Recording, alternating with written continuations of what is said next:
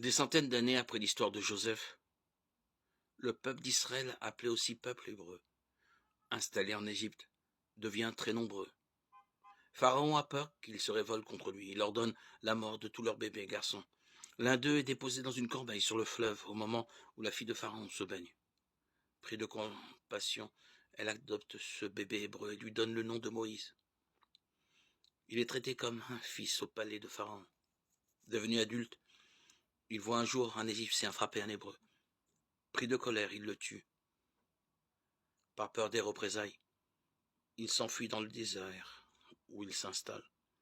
Un jour sur la montagne de Dieu, Moïse voit quelque chose d'extraordinaire, un buisson qui brûle sans se consumer. Dieu appelle Moïse et lui révèle qui il est. Il lui demande de faire sortir son peuple d'Égypte, afin de le sauver de l'esclavage. Moïse et son frère Aaron ne parviennent pas à décider Pharaon de laisser partir les Hébreux. Alors Dieu fait s'abattre sur l'Égypte 10 fléaux. Pharaon cède enfin. Le peuple part avec tous ses biens vers la terre promise, après avoir pris le repas pascal. Mais Pharaon lance ses guerriers à sa poursuite. Dieu permet que les Hébreux traversent la mer Rouge à pied sec. Derrière eux,